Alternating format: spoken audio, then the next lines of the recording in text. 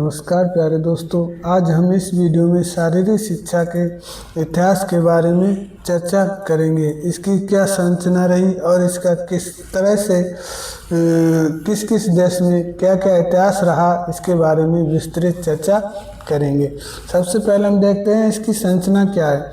संरचना में दोस्तों सबसे पहले हमें होमर काल को पढ़ना पड़ता है, इसके बाद स्पार्टा काल, इसके बाद पूर्व एथेंस काल, फिर उत्तर एथेंस काल। उत्तर एथेंस के पूर्व एथेंस काल के बारे में, उत्तर एथेंस काल से पहले हम पूर्व एथेंस काल में पैनहेलेनिक गेम्स के बारे में विस्तृत चर्चा करते हैं। इसके बाद उत्तर एथेंस काल के बारे में चर्चा करते हैं। तो आइए दोस्तों आगे बढ़ते हैं। देखिए दोस्तों, सर्वप्रथम ग्रीस एक ऐसी सभ्यता थी। ग्रीस एक ऐसी सभ्यता थी जिसने कला, ज्योतिष दर्शन, नाटक, कविता, संगीत, शिक्षा, चिकित्सा और खेल सहित विभिन्न क्षेत्रों में महत्वपूर्ण योगदान दिया। जब भी बात हो शारीरिक शिक्षा के इतिहास की तो ग्रीस को नहीं भुलाया जा सकता। ग्रीस ही एक ऐसी सभ्यता थी जिसने कला, ज्योतिष दर्शन, नाटक, कविता, संगीत, शिक्षा, चिकित्सा के क्षेत्र में हिप्पोक्रेट्स और खेल सहित विभिन्न क्षेत्रों में क्या महत्वपूर्ण योगदान दिया। किसने? ग्रीस ने। ग्रीस में शारीरिक शिक्षा के इतिहास को 4 अलग अलग अवधियों में विभाजित किया जाता है। ग्रीस में जो हमारी शारीरिक शिक्षा है उसको 4 अलग अलग भागों में विभाजित किया जा सकता है। जैसे कि हम देखते हैं, सर्वप्रथम हम होमरिक काल जिसको 1100 से 800 BC तक माना जाता है। इसके बाद स्पार्टन काल को स्पार्टन पीरियड, इसको 800 से 700 BC तक माना जाता है। इसके बाद अर्ली एथेनियन पीरियड यानी 700 से 500 BC तक इसे माना जाता है। लेटर एथेनियन पीरियड हमारा जो है 500 से 200 BC तक माना जाता है। इसके बाद आइए दोस्तों हम होमरिक काल के बारे में चर्चा करते हैं। होमर कौन थे? होमर को कौन नहीं जानता है? होमर जो थे वो अंधे कवि थे। क्या? होमर एक अंधे कवि थे जिन्होंने 2 प्रसिद्ध महाकाव्य लिखे, इलियड और ओडिसी। और होमर काल का मुख्य उद्देश्य था मैन ऑफ एक्शन और मैन ऑफ विजडम। होमर काल का मुख्य उद्देश्य दोस्तों क्या था?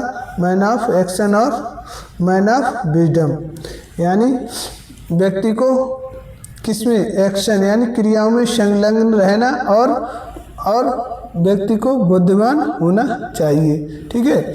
इसके साथ साथ यह योद्धा राजकुमारों, भटकते समुद्री व्यापारियों और भयंकर समुद्री डाकियों का एक अराजक काल है। क्या? जिस समय होमर थे उस समय दोस्तों युद्ध ज़्यादा होते थे, तो ये योद्धा राजकुमारों और इस समय भटकते समुद्री व्यापारी लोग जो थे समुद्र से व्यापार करते थे, और भयंकर समुद्री डाकुओं और साथ ही समुद्री डाकुओं का भी एक बहुत बड़ा क्या था? ग्रुप था, यानी बहुत बड़ा एक समुद्री डाकुओं का समूह पाया जाता था का एक अराजक काल है। यहाँ ये सबकी मनमानी का काल है दोस्तों। इलियाड में वर्णित इन खेलों में शहीद योद्धाओं जैसे ट्रोजन था दोस्तों इस काल में सबसे बड़ा योद्धा था। ट्रोजन को युद्ध के नायक के रूप में सम्मानित किया जाता था। ठीक है। इसमें शामिल खेल कार्यक्रम है। ट्रोजन जो था दोस्तों वो एक योद्धा के नायक के रूप में सम्मानित किया जाता था। इसके बाद इलियड में इस सभी चर्चाओं, इन सभी चर्चाओं को इलियड में दर्शाया गया है। किसमें? इलियड में दर्शाया गया है। और ओडिसी में दोस्तों क्या है? ओडिसी में क्या दिया है? ओडिसी में ये जो कार्यक्रम होते थे, खेल कार्यक्रम, ये सभी दिखाए गए हैं। जैसे कैरियर रेस, क्या? कैरियर रेस यानी रथ दौड़, क्या?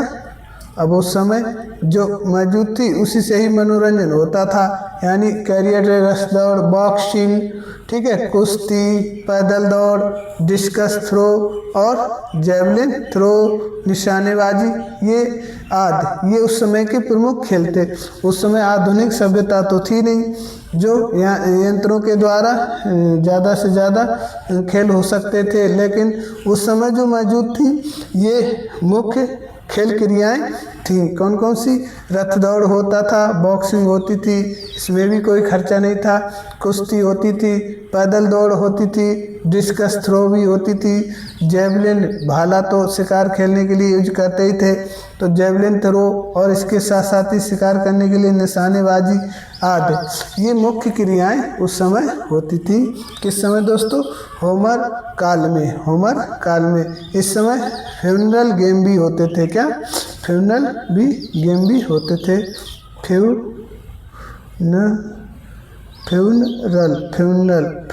फ्यूनरल गेम भी होते थे। और फ्यूनरल गेम दोस्तों, जब कोई व्यक्ति योद्धा शहीद हो जाता था तो अपने लोग क्या करते हैं? 11वीं 12वीं करते हैं, 13वीं करते हैं, लेकिन ये लोग क्या करते थे? फ्यूनरल गेम्स का आयोजन करते थे, और जिसमें रथ दौड़, बॉक्सिंग, कुश्ती, पैदल दौड़, डिस्कस थ्रो, जेवलिन थ्रो, निशानेबाजी आदि क्रियाओं को क्या किया था? फ्यूनरल गेम पर आयोजित किया जाता था दोस्तों। इस प्रकार हमारा होमर काल जो है, होमर काल के बारे में हमने विस्तृत चर्चा कर ली। अब हम देखते हैं दोस्तों क्या? स्पार्टन काल में क्या क्या होता था। ठीक है, होमर काल के बाद स्पार्टन काल शुरू हो जाता है। स्पार्टन काल जो था दोस्तों, ये योद्धाओं का काल माना जाता है। इसे टोटलिटेरियम के नाम से भी जाना जाता है। टोटलिटेरियम मीन्स एक लयबद्ध, यानी टोटल जो था वो एक ही शासन, एक ही तरह से चलाया जाता था। ठीक है, किसी देश या सरकार की प्रणाली के बारे में प्रयुक्त, जिसमें केवल एक ही राजनीतिक दल होता है। टोटलिटेरियम क्या है दोस्तों? किसी भी सरकार, किसी देश की सरकार या कोई ऐसी प्रणाली जिसके बारे में केवल एक ही राजनीतिक दल होता है, यानी जब किसी भी देश में एक ही राजनीतिक दल होता है और एक ही सरकार होती है तो उसे टोटलिटेरियम भी कहा जाता है। जिसके पास लोगों पर पूर्ण शक्ति, अब जब पूर्ण शक्ति और पूर्ण नियंत्रण होता है, इसे भी टोटलिटेरियम कहा जाता है। इस प्रकार इसीलिए तो स्पार्टा काल को टोटलिटेरियम कहा जाता है, क्योंकि इस काल में एक ही सरकार थी और एक ही सरकार की प्रणाली, जिसमें एक ही राजनीतिक दल होता था और एक ही राजनीतिक दल यानी एक ही नेता के पास पूर्ण शक्ति और पूर्ण नियंत्रण होता था। वो जैसा कहता था वैसा ही सभी जनता को मानना पड़ता था। स्पार्टा काल को क्लासिकल एज भी कहा जाता है। क्या? क्लासिकल एज भी कहा जाता है। इन्हें मुख्यतः सैनिक प्रशिक्षण, प्रशासन, क्लासिकल एज क्यों कहा जाता है? शास्त्रीय काल क्यों कहा जाता है? इस काल में शास्त्र, कला, ठीक है, शिक्षण, प्रशिक्षण के बारे में जो विस्तृत जानकारी थी, इन्हें सैनिक प्रशिक्षण, प्रशासन, शारीरिक फिटनेस बनाना था, जिसका उद्देश्य क्या था? Man of action.